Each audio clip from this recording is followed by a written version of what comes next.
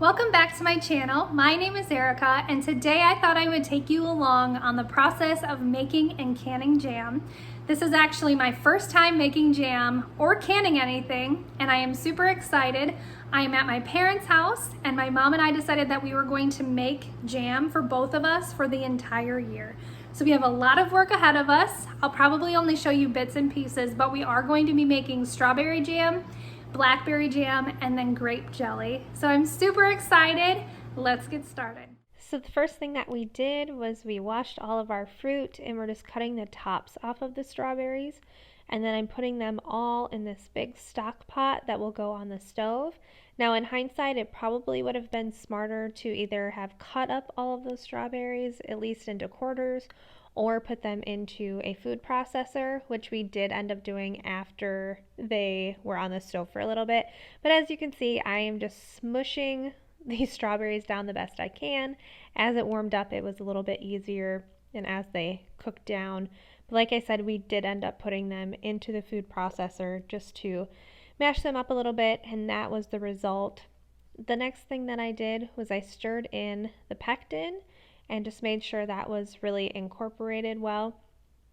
And then I added in the sugar, which you'll see next here. Now, this year we did a traditional jam recipe that requires a lot of sugar. Next year, now that I've had a little bit of experience, I do plan on doing a low sugar or no sugar jam. It's just that this is what we had on hand, and so this is what we're going with. I still think it's better than what you would buy in the store, so I'm still happy with it. I let that come up to a boil, and then I think I boiled it for a minute. I just went with the instructions that were on the box of pectin, and then I skimmed off that top layer of jam, and that took a little bit of time, but I stirred it all in. And in the meantime, I was sterilizing all of the jars. So I'm just taking everything out of the pot and then adding in my jam mixture. And I just used a funnel for that and made it a lot easier to do. And this was the first batch that we did. So there was actually another batch of strawberry jam after that. Then I carefully wiped down all the tops of the jars just to make sure that the lids would adhere properly to the jar. And now I'm just putting the warm lids on top of all of the jars. I'm using that little magnet thing.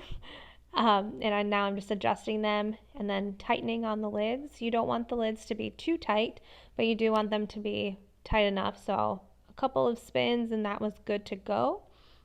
And then you just add them all into your canner. So the water was boiling at this point, and I'm just carefully adding each one of those into that pot, and then I will lower it down, add the lid onto it, and then I can't remember how long it went, but I think it was about 10 minutes for jam, and that's what we're doing. And that's it. Okay, that is it. We have jam now for my mom and I for the entire year. I am so excited to have done this process, and now that I've canned once, I think I can can again. It wasn't that bad. It wasn't as hard as I thought it was going to be. So if I can do it, I think anybody can do it. And now we don't have to buy jam or jelly from the store for the next year, which is so awesome.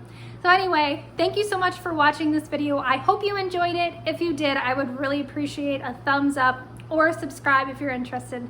And I hope you have a great rest of your day and happy canning.